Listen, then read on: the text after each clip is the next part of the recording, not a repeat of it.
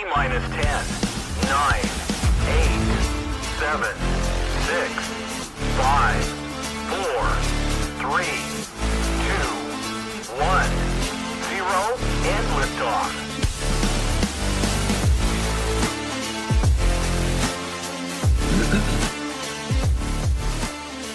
That's right, everybody. Welcome, welcome, welcome. You get the Horn Show.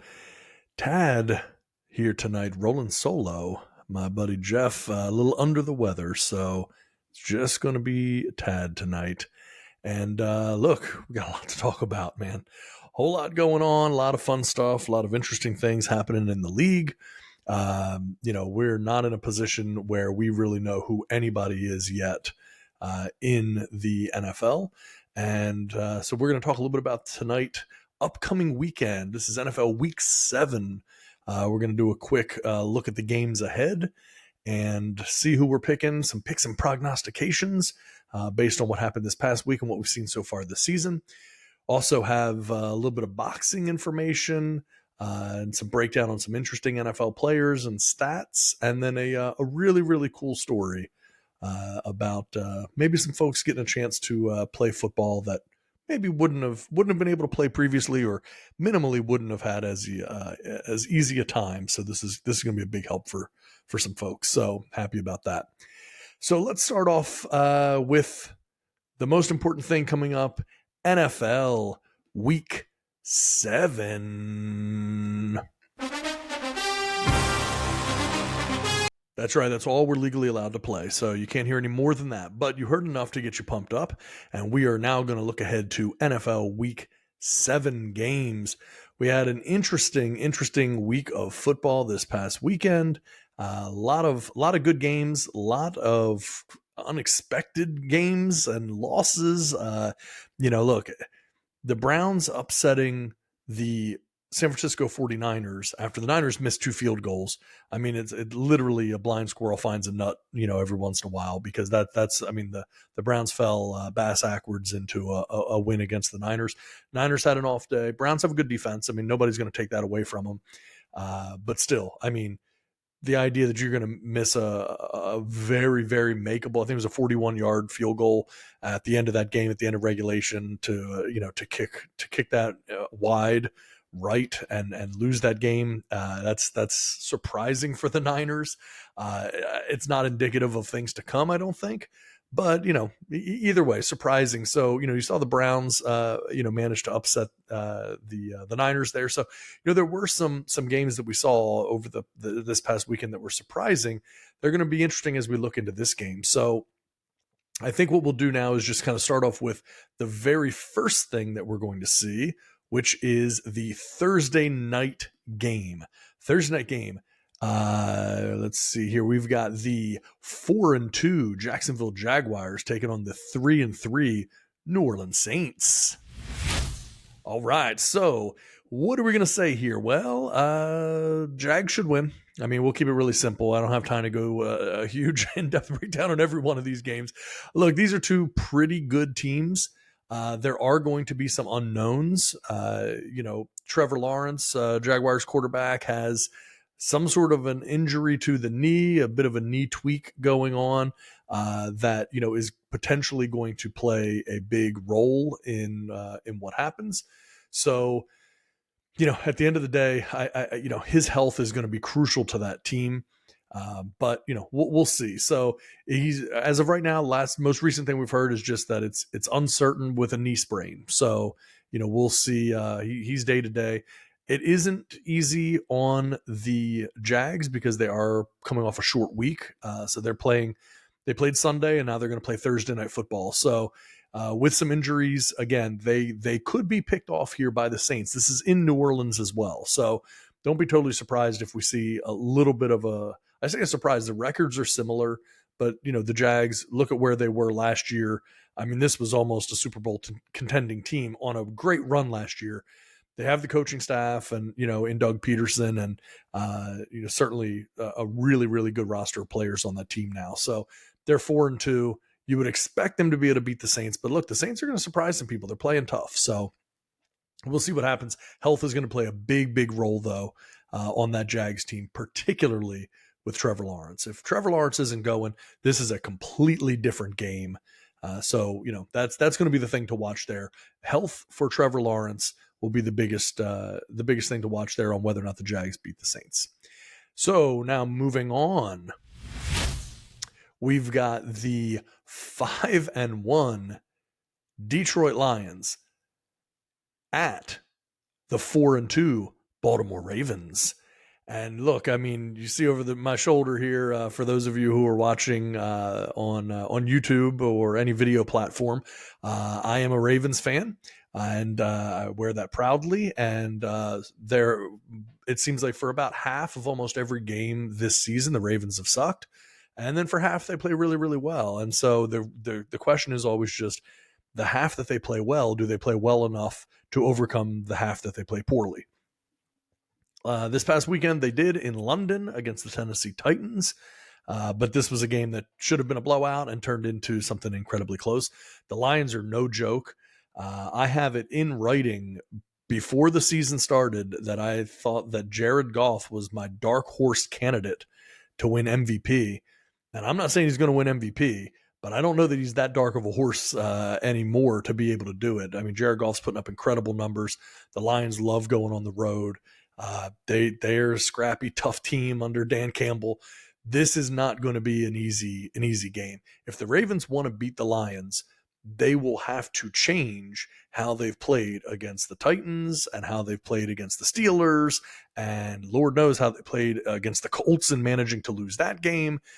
They've just had too many close games, too many situations where they managed to win, but it was an ugly win, or should have been a blowout and wasn't. So too many things happening there. You play a good team like Detroit, you don't have that much room for error.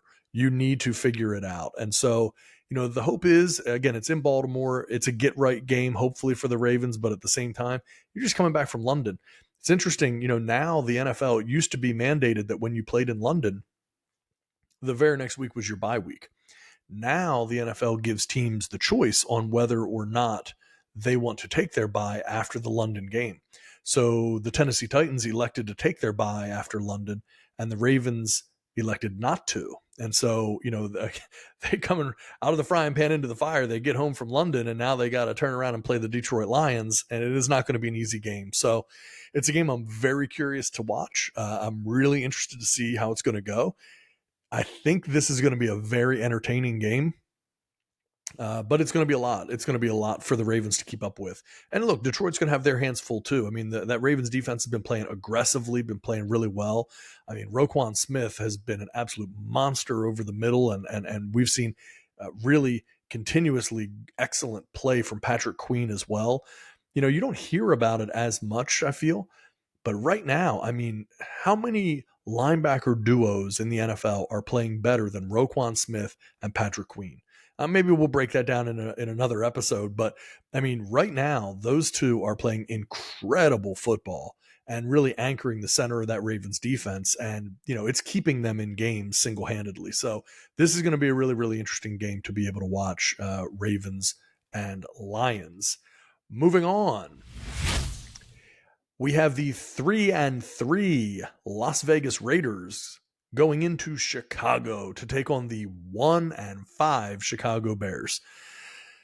I don't know what to say about this. I mean, people thought that the Bears were going to be really good this year. Needless to say, that didn't happen, or it hasn't happened yet. If we're going to see it happen, everyone thought after 2 weeks ago, we saw this, this great resurgence from Justin Fields, quarterback for the Bears. He's now coming into his own, finally started to figure things out. There was a lot of hype and energy and positivity around Chicago. Like, hey, man, maybe we can turn around. And then they go out and lose 19-13 to a Vikings team without Justin Jefferson. And, then you fall to 1-5 on the year. And that's a pretty deep hole to dig out of. The Raiders are not a great team by any stretch. So this is still a winnable game for the Bears. But if they're going to win it, they have to win it because, the Raiders still have talent on that team. Bears have talent too, but they've not been able to put it together. And I don't know how much longer head coach for the Bears, Matt Eberflus, is going to be able to hold on to that job. Does he make it through the whole season? I mean, I think he does, but man, if you only win 2 or 3 games, and they might, then boy, yeah, that seat is more than hot at that point. So Raiders Bears, I mean, this isn't going to be a really fun game for anyone who isn't a fan of one of those two teams to watch. But hey, it's on TV. It's better than no football at all. So we'll be able to watch that one as well. Moving on. The 3-2 Cleveland Browns head into Indianapolis to take on the 3-3 Indianapolis Colts. Boy, this is going to be, I think, a pretty interesting game. The Browns have played great defense. That defense has been keeping them in games. They've been, I mean, gosh, they beat the Niners with like their third string quarterback. So, they can win games. The Colts will be without Anthony Richardson. And Jonathan Taylor's just starting to get back in the swing of things at the running back position. So the Colts are very, very vulnerable right now. And, the reality is Gardner Minshew is only going to take you so far at the quarterback position, but he's a solid player. I mean, I don't think he's going to lose you very many games, but I don't know, with that Browns defense playing the way that they are, we know the old adage, right? Defense travels. So the Cleveland Browns going on the road, that defense can still travel into Indianapolis and make it a long day for the Colts. So I would anticipate the Browns pulling off this win against the Colts. And if they do, that AFC North starts to look pretty interesting because, if let's say hypothetically, if the Ravens were to lose and they go to 4-3, you have the Browns at 4-2 if they manage to win. Man, it starts to get pretty interesting because a little later here we're going to be talking about the Pittsburgh Steelers going against the Rams.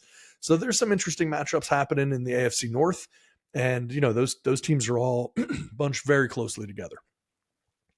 So moving on from that game, we're going to head to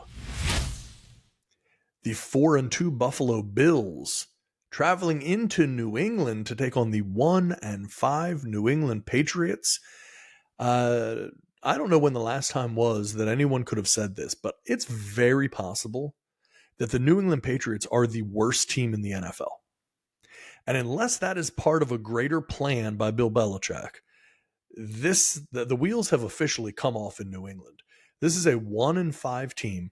If you look across the board, the talent is, to be very, very generous, I'll say the talent is lacking in New England. And again, Belichick is the GM. So when you look at talent lacking, he is the fault. I mean, the fault falls on him. He's the general manager. So a 4-2 Bills team going against the Patriots. Look, the Patriots are going to try to step up. It's a division game. It's against the Bills. Things could still get interesting. And, it's very hard right now to have any great unbridled confidence in the Buffalo Bills. They barely snuck out a win against the New York Giants, beating them 14-9. They have not looked like world beaters right now. So, again, what's going to happen is really hard to say, but there's I do think division games are always tough. You would look at this on its surface and say, well, clearly Buffalo is going to win that game. New England doesn't have a chance. And that's the way it should go. But division games, we know, can get a little bit tricky. Biggest thing for the Patriots is they have to figure Mac Jones out. I mean, if you look at what has been happening with Mac Jones, it's kind of really staggering what's going on. To give you an idea, first of all, I saw the stat the other day and I thought it was just fascinating, and it really gives you I think a good picture of how far the New England Patriots have fallen in such a short period of time. Since the year 2000, which is when Bill Belichick became the Patriots coach, home losses with Tom Brady. They played 165 home games with Tom Brady at quarterback, and they lost 24. Since Tom Brady, they've played 47 home games, and they've lost 25. So this isn't only about Tom Brady by any stretch of the imagination, but Brady got out of there at the right time. I mean, he knew what he was doing, and he jumped ship and went to somewhere where he knew he could win right away, and he did with Tampa. But if you look at that change and what an impact, and then just the dearth of talent that they have there in New England, there's just nothing to really help them overcome. And prior to this past week, Mac Jones over a 2-game period had thrown 0 touchdowns, 4 interceptions, 2 pick sixes, and had a fumble returned for a touchdown. He was benched twice in games. He only had 150 passing yards against the Cowboys and 110 passing yards against the Saints. And the Patriots have been outscored 72-3. How are you going to win? How is that possible? When we look at Mac Jones, and this is not contrary to popular opinion, it seems like when you're watching this on ESPN or any of these places, New England's problem, it's easy to point at Mac Jones, but Mac Jones is not the only problem in New England by any stretch. That having been said, they need to figure something out there, because if you look at the Mac Jones scenario, tell me what's happening here. He started the season, now this is against the Eagles, throwing for 316 yards, 3 touchdowns, 1 interception, quarterback rating of 91.3. Very, very solid. Then he goes out against the Dolphins. Okay, this is another good team. 231 yards, 1 touchdown, 1 interception, quarterback rating 84.5. You go, okay, well, I guess it is what it is. Then they go against the Jets. 201 yards, 1 touchdown, no interceptions, quarterback rating 85.6, but he only completed 51.7% of his passes in that game. And he threw for 201 yards. So then you go, oof, that's an ugly game, but whatever. Every quarterback's going to have some ugly games. No big deal. You put it behind him. Then they go to Dallas and they play the Cowboys, and he throws for 150 yards, no touchdowns, 2 interceptions, a quarterback rating of 39.9, which is as bad as it can get. And again, he got benched in that game.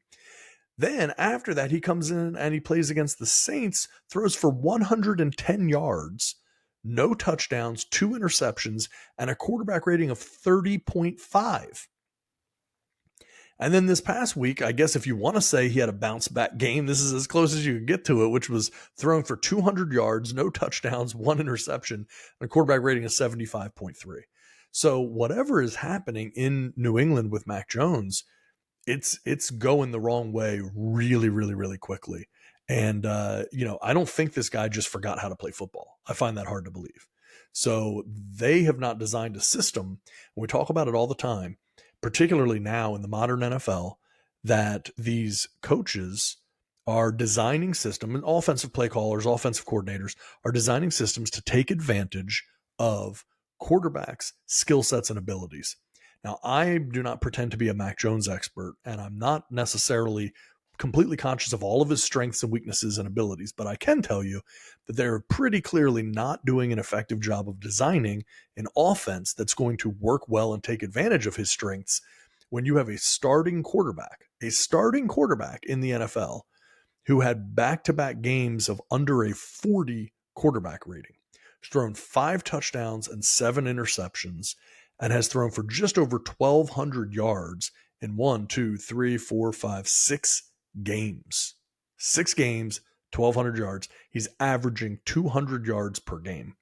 It's rough. Completion percentage, 64%. Quarterback rating for the season, 74.4. And again, keep in mind, that's because the first game of the season, he had a 91.3. He threw more touchdowns in the first game. Mac Jones threw more touchdowns in the first game of the season than he has the next 5 games combined. So things need to turn around very, very quickly. He's not the sole problem in New England. He is a problem, though. And what you do and how they move him around to be able to start to get something going there, they need to change up the offense.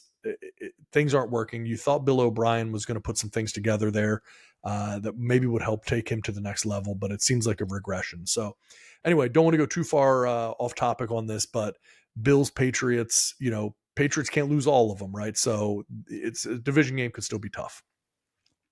Then we move on from there. Let's go to the Washington Commanders at 3-3 going into New York and taking on the 1-5 New York Giants. Oh man, this one actually could be an entertaining game. The Commanders have actually been playing some pretty solid football. They have a talented young team going into New York, and I don't know if the Giants, I don't know if they know what's going on right now. If you're the Giants, did you come away from last week with a kind of moral victory that you hung in there against the Bills? Or do you feel even worse that you lost another game and dropped to 1-5? I don't know the answer to that, but taking the temperature in the locker room is going to be awfully important because this Commanders team is no joke. And yes, the Giants were able to hang in there against the Bills, but hanging in there is not what you're trying to do. And scoring 9 points like they did against the Bills is just not going to win you a lot of games. So the Giants are also going to have to figure some things out. You got to anticipate that the greatest likelihood is that the Giants will lose to the Commanders. That'll move the Commanders into a record of 4-3. And again, that puts them, they're squarely in the hunt. I mean, they're very much in it because Eagles Dolphins, which we're going to talk about here in just a little bit. I mean, oh boy, that's going to be a game to watch. And if the Eagles were to lose that game and they fall to 5-2, boy, I don't know, starts to get pretty interesting to see, because if Washington's 4-3, the Eagles are 5-2. It could break out in a whole bunch of different ways here as we continue to see the season unfold. So Commanders Giants could be a good game.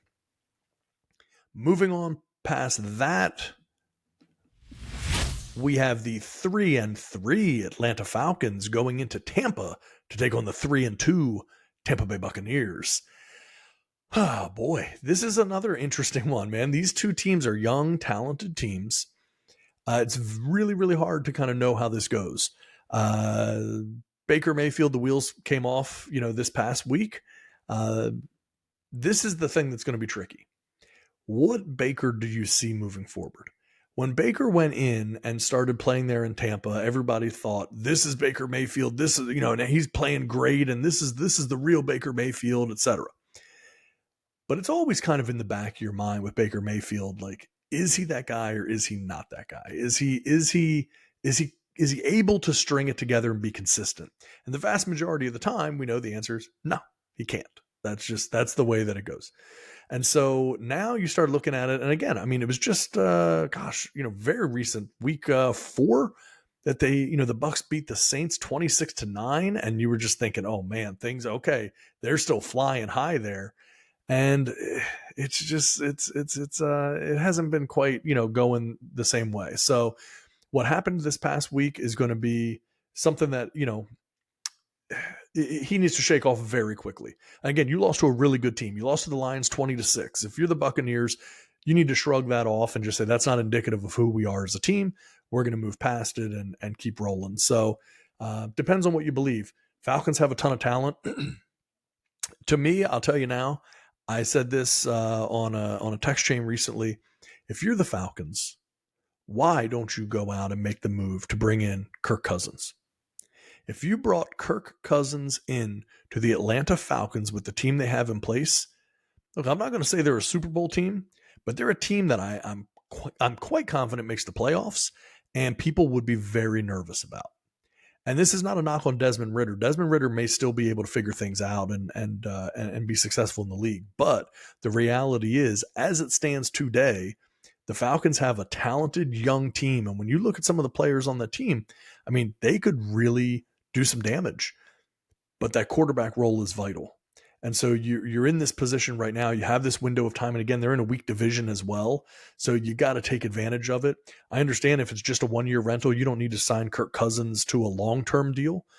But that ability to bring in somebody now and not only potentially win some games, but also maybe someone to kind of help Desmond Ridder along a little bit as an understudy, I think that could be a big help as well. So in my mind, Falcons should be one of those teams, along with the Tennessee Titans, who we'll talk about a little bit, that should definitely be looking into Kirk Cousins.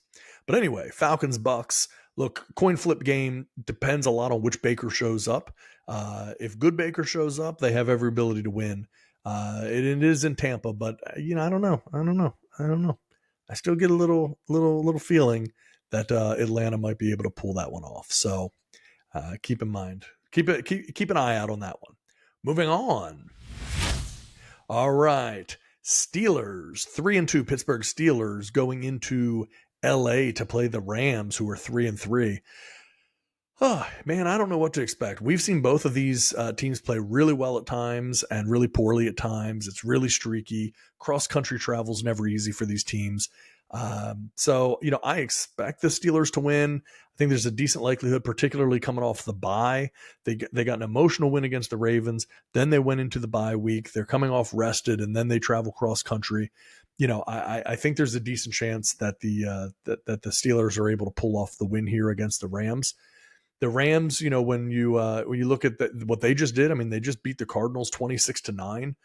But again, that's the Cardinals, so doesn't mean a whole lot. Doesn't tell you a lot about what's being accomplished there, but could be an interesting game. I would tend to believe though that the Steelers, particularly coming off the bye, are gonna get the edge there. Moving on. Well, let's look at it here. We've got the 4:00. This is another 4:00 game. Sorry, the Steelers game was a 4:00 as well. We have the 1-5 Arizona Cardinals going into Seattle to take on the 3-2 Seattle Seahawks.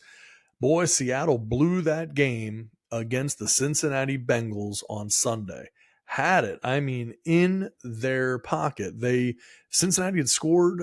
Seattle gets the ball back with like a minute and a half or so left, drives downfield, gets all the way down there, and basically goes 4 and out from, I don't remember exactly, the 5 or 10 yard line. Can't punch the ball in against Cincinnati and loses the game. So still expect Seattle to bounce back. Arizona, you have to believe, is very much in the Caleb Williams sweepstakes and not really trying too hard to win a ton of games right now. They're a bad football team in general, which is, again, not surprising.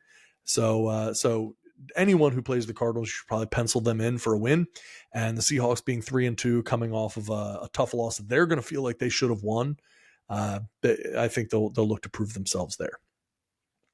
Moving on, we have the 2-3 Green Bay Packers against the 1-5 Denver Broncos in Denver. Look, life has not been great to Sean Payton since he went into Denver. And so much of that is Sean Payton's own doing.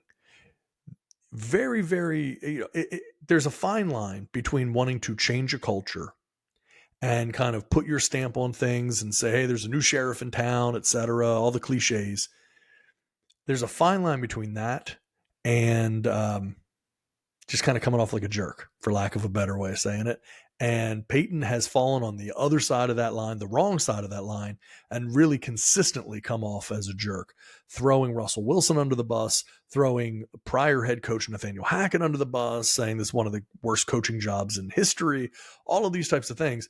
And then he goes out and that team is now 1-5. So again, none of the players there, I'm including Russell Wilson, none of the players there were Sean Payton's guys. So is there any possibility that Sean Payton is intentionally undermining Russell Wilson in order to be able to get ownership to sign off on the idea of getting him out of there, which is going to be incredibly hard to do given his contract? Look, I don't know. It still seems like the Broncos are trying to win games, but trying is not doing, and they have not been doing much winning. The Broncos are just, I don't know, they just don't have that much talent. They played the Chiefs probably tougher than most people would have thought on Thursday night. But, I mean, let's face it. The Broncos have no room for error. Like, if you're the Denver Broncos, if you want to win a game, you have to play it perfectly. Now, the Packers are incredibly streaky. Right now, you don't know what in the world you're going to get from them. So this is a game that could be a bounce-back game for Denver, and it's in Denver. I could actually see Denver possibly getting a win here. But they need to jump out early, and they got to put up more than 6 or 9 points. You got to score touchdowns. I think if Denver can put up 14 points or more, they have a really, really good chance of being able to beat Green Bay. But unless that happens, it ain't going to happen. They're not going to win this game with field goals. So that one could be something for fans of those teams. No one other than fans of those teams is going to probably care about watching it. But it'll be curious to see if Denver can get anything turned around there. Moving on,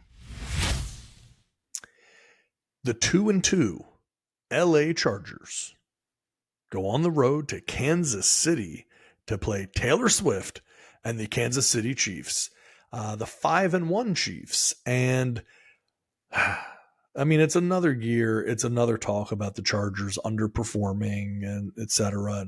And somehow Brandon Staley is still the head coach of the Chargers for reasons that I will not understand. And the bottom line is they have the pieces and they aren't winning games. There's nothing else you can really say about it. So will the Chargers be able to turn things around? I have no reason to believe that they will.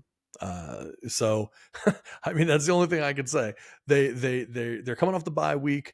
Their last game, they beat the Raiders 24-17. So, they've got some things happening, some momentum, but come on, man. This is the defending champion Kansas City Chiefs in Kansas City. Now, I will say this. We don't know for sure yet whether Taylor Swift will be in attendance at this game. That obviously is going to play a huge, huge role in the Chiefs' ability to beat the Chargers. But I still, even if Swift does decide to sit this one out, I still will pick Taylor Swift and the Kansas City Chiefs to beat the LA Chargers. I still always want to call them San Diego. I think probably within the next 3 to 5 years, I will get over that. And moving on from there, we're going to see the possibly game of the week. This is Sunday Night Football. This is a Sunday night matchup that you're going to want to see. A few weeks ago, we had Michelle Tafoya on the show. Michelle, of course, obviously renowned as a sideline reporter on Sunday Night Football for so many years with Al Michaels, and Monday Night Football with Al Michaels and John Madden. And I mean, it made me think of this because we were talking in that conversation, and it's great. It's on the podcast. It's on YouTube. You can go back and watch it. But, some of the games that, just when you're on that crew, when you're a sideline reporter, the games you're interested in, you're most fascinated in, the players you're interested in talking with, interviewing coaches, things like that. This is a game that's going to be really, really fascinating to watch because right now the Dolphins don't look very beatable. The Eagles just lost their first game to the New York Jets and really kind of scuffled their way through it. It was kind of an ugly game all the way around. And when you look at the Eagles games this year, I mean, look, we've all said it, right? This isn't any new thought, but the Eagles have been winning games without looking very good. And, when you have that, it's great to win, right? That's the only thing that matters. At the end of the day, if you're winning games, you're winning games. And that's the most important thing you can have. But, when you go back and look, they beat they lost to the Jets 20-14. And then they beat the Rams 23-14. They beat the Commanders by a field goal in overtime. They put a good beating on the Buccaneers 25-11. They beat the Vikings 34-28. They beat the Patriots by 5, 25-20. So, point being, when you look at these games, they have been blowing teams out, but they've still been finding ways to win. The Eagles defense, really pretty solid most of the season. And man, they have some disruptors up front with particularly Jalen Carter in the middle of that defensive line. Now, why is that going to be so important? It's going to be incredibly important because if you're going to allow Tua to just sit back there in that pocket and destroy you, then he's going to do it.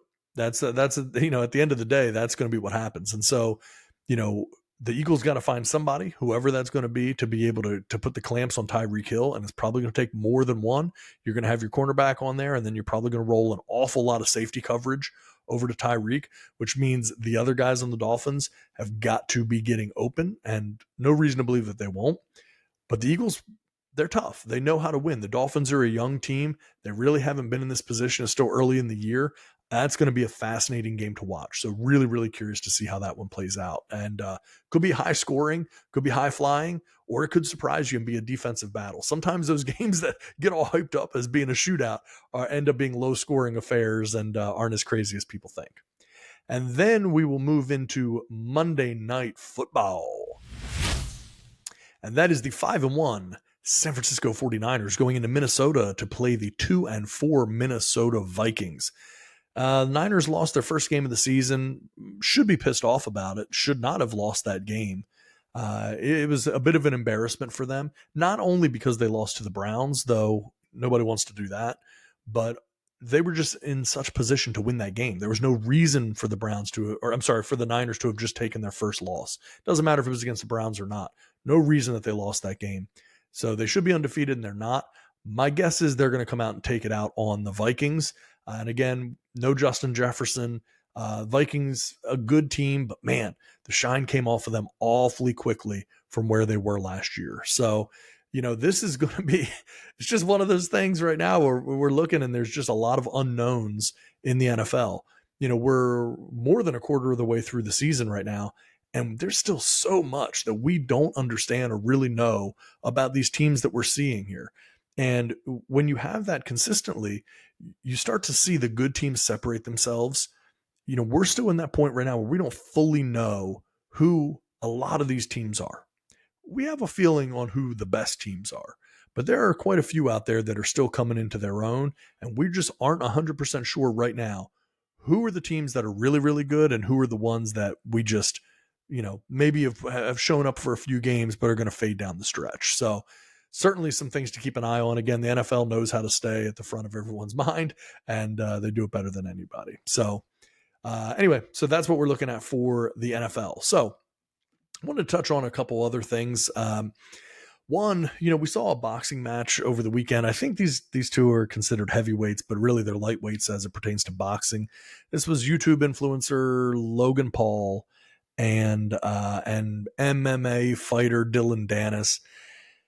Whew, man. I mean, there was so much trash talk leading up to this fight. And then, ends in a Logan Paul win due to disqualification.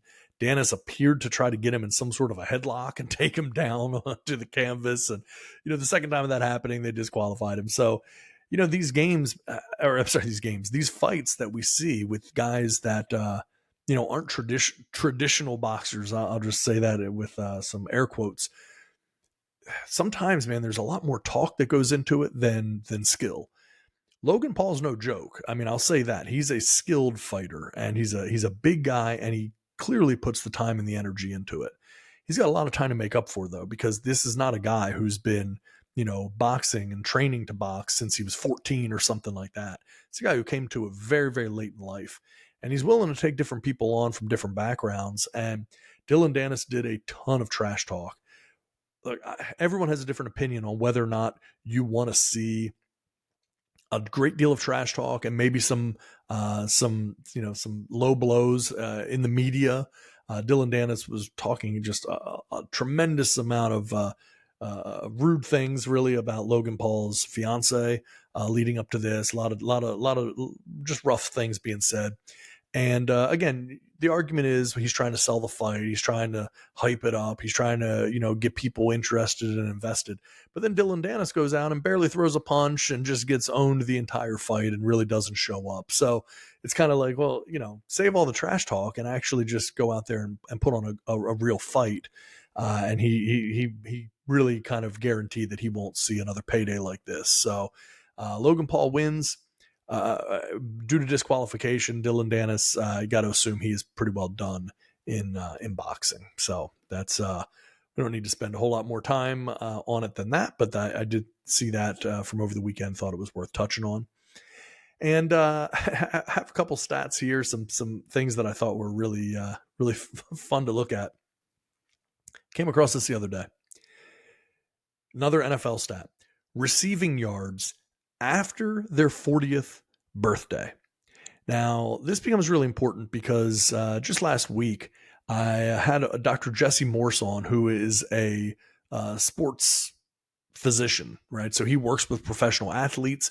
We talked a lot about various injuries that certain players are going through right now. And one of them was Justin Jefferson with his hamstring. And, some of these other guys, the injuries that they have and what the treatment looks like and what you do. One of the things that came out from that conversation was how important health is to the longevity, obviously, of an NFL player. And that, in some respects, yes, that goes without saying. But you look at a guy like Jerry Rice, widely considered to be the greatest wide receiver in NFL history, right? That's kind of the standard. He is the best. The best is different than the most talented.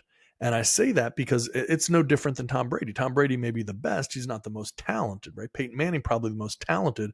Tom Brady's the winningest and therefore the best. You can look at other receivers and say, "Oh man, Randy Moss with that height and that wingspan and that ability to make contested catches," or Chris Carter, "Oh man, what soft hands and right on the sidelines, he could always keep his feet down." And you can look at all of these different guys; they all have different skill sets. Calvin Johnson, for the Lions, was so just a big physical presence and could catch the ball so well and had good speed. Jerry Rice really didn't have any of those individual weapons. He had no height advantage over anybody. He wasn't a burner like a Tyreek Hill. He just ran incredibly clean routes, and he was able to play forever. That's really what it boiled down to.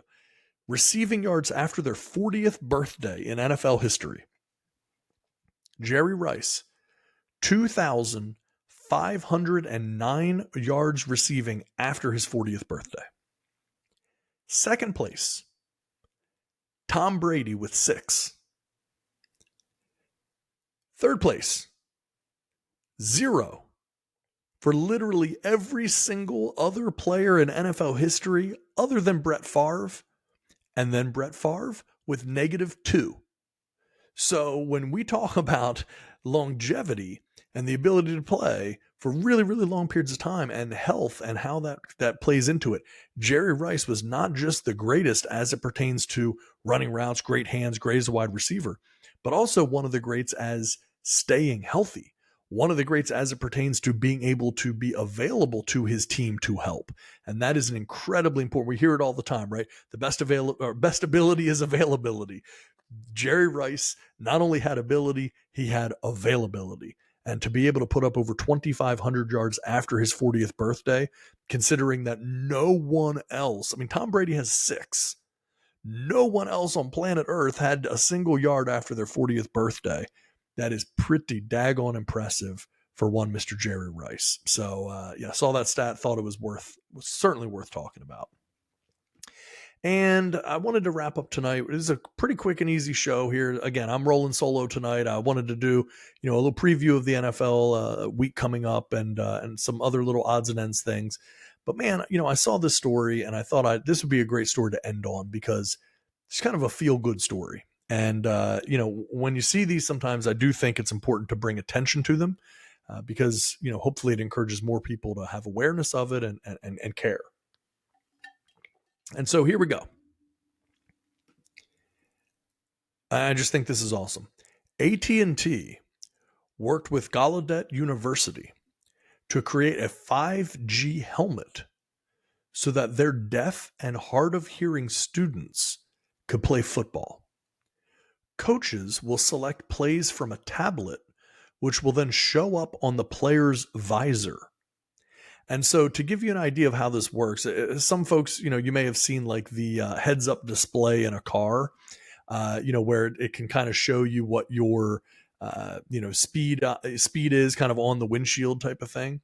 Well, this is what happens. And for those of you who are listening, you won't be able to see this, but for anyone watching on YouTube, I have these images up and you can check them out on there where it's a helmet and they have like a thing that hangs down, a lens that hangs down, kind of like from the visor in front of the player's eyes. And, it is a challenge you don't think of, but when you're deaf as a football player, you can't hear the plays being called. And so there's really no way for you to be able to do very much. You're very limited in what your ability is. How do you audible? What can you possibly do? And so this, I just think is a great use of technology to be able to allow these students to be able to still play football.